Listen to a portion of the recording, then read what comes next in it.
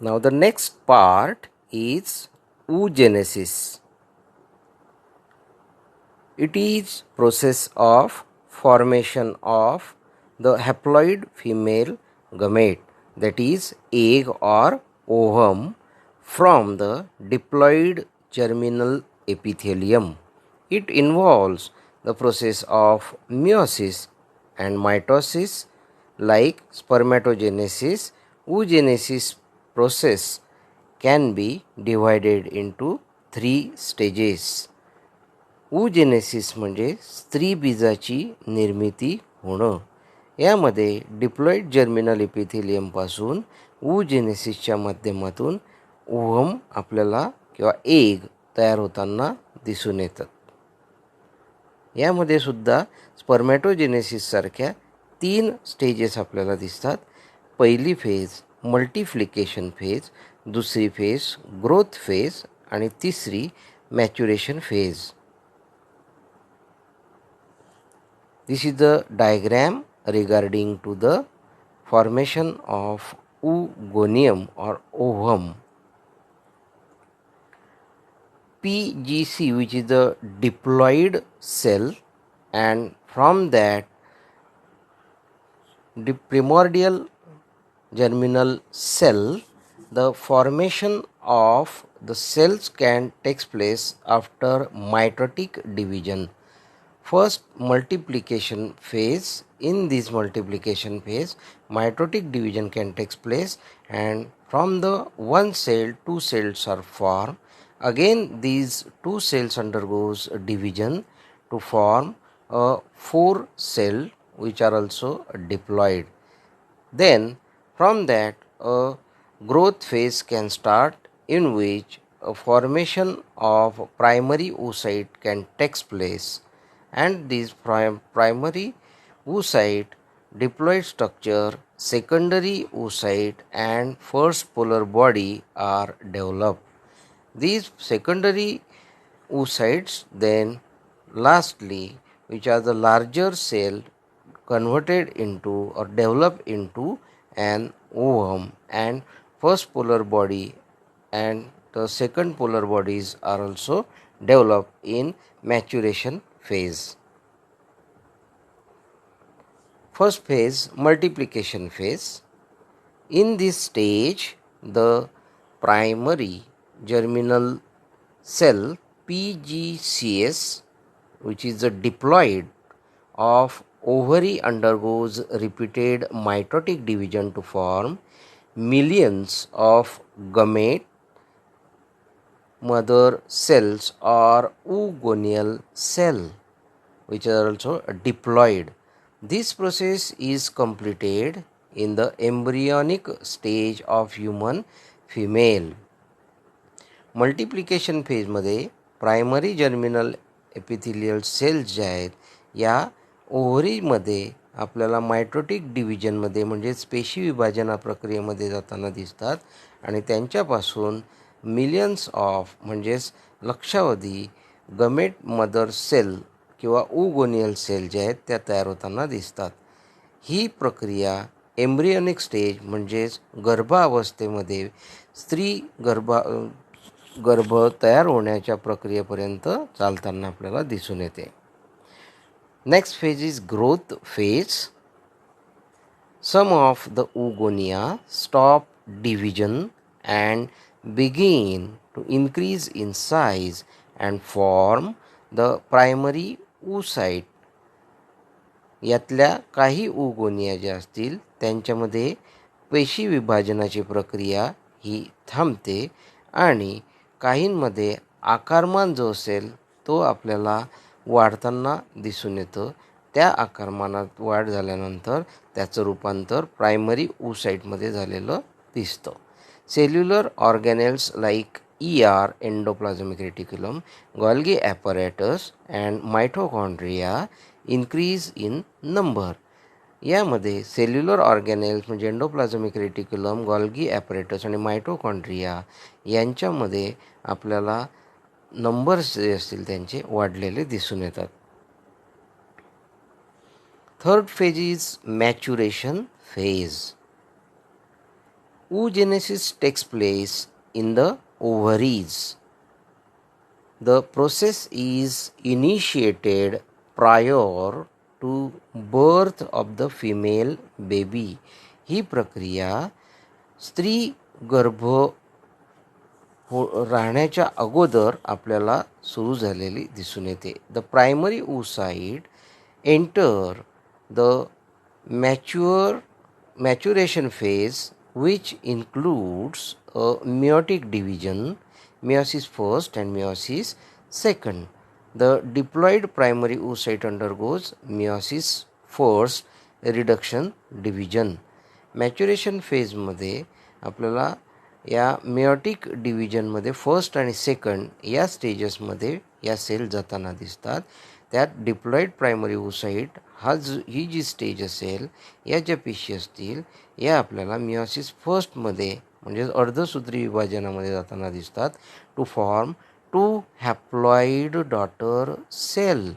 त्यामध्ये 2 पेशी ज्या आहेत त्या हॅप्लॉइड म्हणजेच एकच गुणसूत्रांचा सेट असलेला पेशींचा समूह ज्यांच्यामध्ये असतो तशा पेशींची निर्मिती आपल्याला 2 मध्ये झालेली दिसून येते.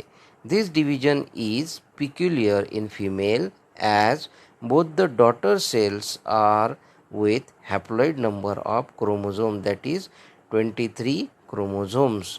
मुख्यत्वे करून अशा प्रकारचं डिव्हिजन जे असेल म्हणजे विभाजन जे असेल ते स्त्रियांमध्ये आपल्याला दिसून येतं, ज्यामध्ये ज्या नव्याने निर्माण होणाऱ्या पेशी असतील या सारख्याच प्रकारच्या असणार आणि त्यांच्यामध्ये 23 गुणसूत्र जे आहेत ते प्रत्येक पेशीमध्ये दिसून येतात. But due to unequal division of cytoplasm of the 2 daughter cell produced, one is a large cell called secondary oocyte and another is a small cell called first polar body. त्यांच्यामध्ये विभाजन होत असताना अनइक्वली म्हणजेच दोघांमध्ये समसमान विभाजन न झाल्यामुळे पेशी द्रवाचं त्यात 2 विशिष्ट प्रकारच्या सेल तयार होताना दिसतील. त्यामध्ये एक पेशी जी असेल त्या पेशीला आपण सेकंडरी oocyte असं म्हणतो, तर दुसरी जी पेशी असेल आकाराने लहान जी पेशी असेल तिला फर्स्ट पोलर बॉडी असं म्हटलं जातं. Normally the first polar body does not enter meiosis second. First polar body जी आकाराने लहान असेल ती मिओसिस सेकंड या प्रक्रियेमध्ये सहभागी होताना दिसून येत नाही. The secondary oocyte proceeds meiosis second only up to metaphase second. Metaphase second या पेशी विभाजनाच्या एका अवस्थेपर्यंत सेकंडरी oocyte जे असतील ते मिओसिस सेकंड या प्रक्रियेमध्ये आपल्याला जाताना दिसून येतात. Its division is further stop or arrested at these stage. Meiosis सेकंडपर्यंत त्यांच्यामध्ये डिव्हिजन जे असेल ते आपल्याला सेकंडरी oocyteमध्ये होताना दिसून येणार आणि त्यानंतर तिथे ती प्रक्रिया थांबताना दिसते. The secondary oocyte is shed from the Graafian follicle and ovary. नंतर हा सेकंडरी oocyte जो असेल हा ग्राफियन फॉलिकलच्या माध्यमातून तसेच ओव्हरीतून बाहेर टाकला जाताना दिसतो. The restart and completion of meiosis second will happen only with entry of sperm. मग यातली ही प्रक्रिया परत पुन्हाने आपल्याला चालू होताना दिसते ज्या वेळेला स्पर्म जो म्हणजे शुक्राणू जर असेल तर तो शुक्राणू त्या ठिकाणी जननेंद्रियांच्या माध्यमातून जर आतमध्ये प्रवेश करेल तर ती प्रक्रिया परत या सेकंडरी oocyteमध्ये पुढे जाताना दिसून येते. This last phase is usually completed in the ampulla of the fallopian tube at the time of fertilization. ही जी अवस्था असेल ही ॲम्प्युला नावाच्या भागात फॉलोपियन ट्यूब किंवा ओव्हिडक्टच्या ॲम्प्युलामध्ये आपल्याला पूर्णत्वास येताना दिसते ज्या वेळेला स्त्री बीज आणि शुक्राणू यांचा संयोग आपल्याला होताना दिसून येतो. In this division also, the two unequal daughter cells are formed. The large cell is ovum and the small cell is second polar body. यामध्ये आपल्याला असमान अशा प्रकारच्या दोन पेशींची निर्मिती झालेली दिसते. त्यातली मोठी पेशी जी असेल तिला ओव्हम असं म्हटलं जातं आणि लहान आकाराने जी पेशी तयार झालेली असेल तिला सेकंड पोलर बॉडी असं म्हटलं जातं. The ovum so form function as the female gamete and is ready for fertilization. या दोन तयार झालेल्या पेशींमधील ओव्हम म्हणजेच एग किंवा स्त्री बीज जे असेल ते फिमेल गमेट म्हणून ओळखलं जातं आणि संयोग प्रक्रियेमध्ये शुक्राणूबरोबर संयोग होण्यासाठी या प्रकारच्या पेशीची आपल्याला निर्मिती झालेली दिसून येते. Completion of meiosis second and completion of fertilization go hand in hand. त्या ठिकाणी मियोसिस सेकंड आणि फर्टिलायझेशन म्हणजेच संयोग या दोनही प्रक्रिया एकाच वेळेला आपल्याला होताना दिसून येतात. If the secondary oocyte does not receive the sperm, जर सेकंडरी ओसाइड त्या ठिकाणी स्पर्म किंवा स्पर्मॅटोझोआ त्याला शुक्राणू असं म्हटलं जातं यांच्याशी संयोग पावला नाही तर it shed off along with menstruum. नाही नंतर जर समजा त्या ठिकाणी संयोग झाला नाही, फर्टिलायझेशनची प्रक्रिया झाली नाही तर हा सेकंडरी ओसाइड जो असेल हा मेन्स्ट्रम म्हणजेच मासिक पाळीच्या माध्यमातून शरीराच्या बाहेर टाकला जातो. पुढचा भाग आहे structure of secondary oocyte. This is the diagram of secondary oocyte or completely developed egg or ovum. Vitelline membrane, perivitelline membrane, zona pellucida, corona radiata and germinal vesicle and first polar body. In human unfertilized egg, when ovulated, that is released from the ovary, is actually the secondary oocyte. It is non-cladoic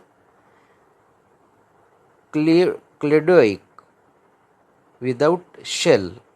ज्या वेळेला secondary oocyte जो असेल किंवा त्या ठिकाणी ओव्हरीमधून आपल्याला release झालेला secondary oocyte बाहेर पडताना दिसतो त्यावेळेला त्यावर कोणत्याही प्रकारचे आच्छादन किंवा आवरण दिसून येत नाही.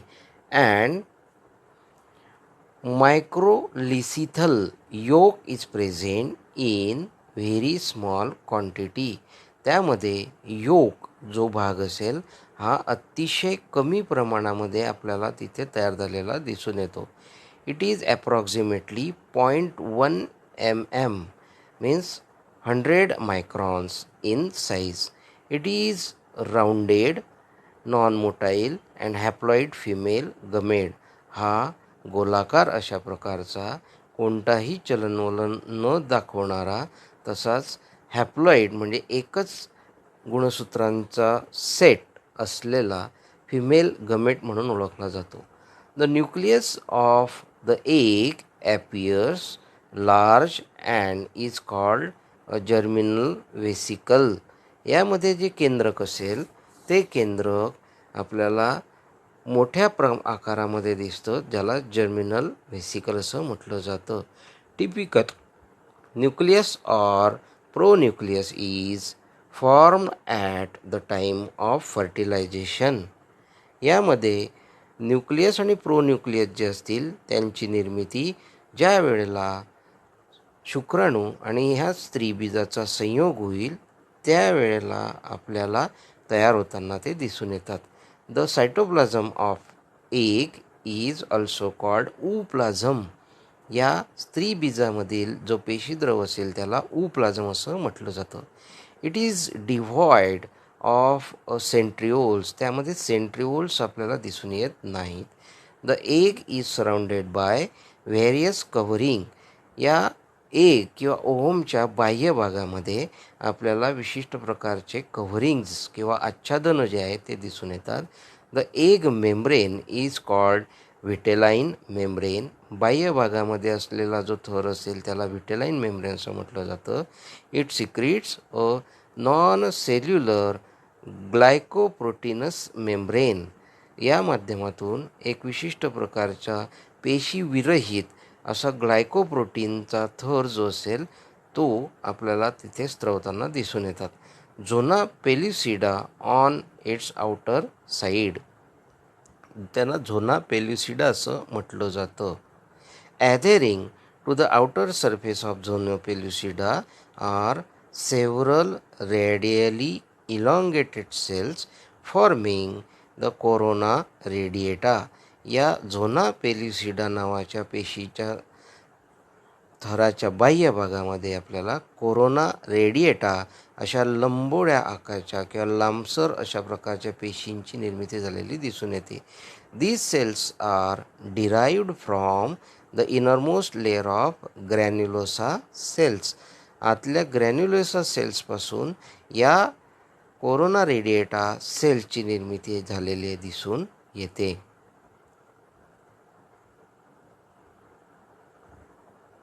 They are firmly held to the zona pellucida and to each other by hyaluronic acid mucopolysaccharides. Between the vitelline membrane and the zona pellucida is a fluid-filled perivitelline space. The first polar body lies in this space. त्यामध्ये आपल्याला व्हिटेलाइन membrane जी असेल ते व्हिटेलाइन membrane आणि झोना पेल्युसिडा यांच्यामध्ये एक पेरिव्हिटेलाइन space जी आहे ज्यामध्ये विशिष्ट प्रकारचा द्रव पदार्थ जो असेल तो आपल्याला संग्रहित केलेला दिसून येतो. त्यात फर्स्ट पोलर बॉडी जी असेल ती आपल्याला दिसते. The egg shows polarity, the side having a germinal vesicle and first polar body is called animal pole while the side opposite to is called vegetal pole. या स्त्री बीजामध्ये आपल्याला ध्रुव दिसून येतात. त्यामध्ये साईड हॅविंग जर्मिनल वेसिकलच्या बाजूला फर्स्ट पोलर बॉडी जी असेल त्या बाजूला आपल्याला ॲनिमल पोल दिसून येणार, तर त्याच्या विरुद्ध बाजूला व्हेजिटल पोल जो आहे तो दिसून येतो.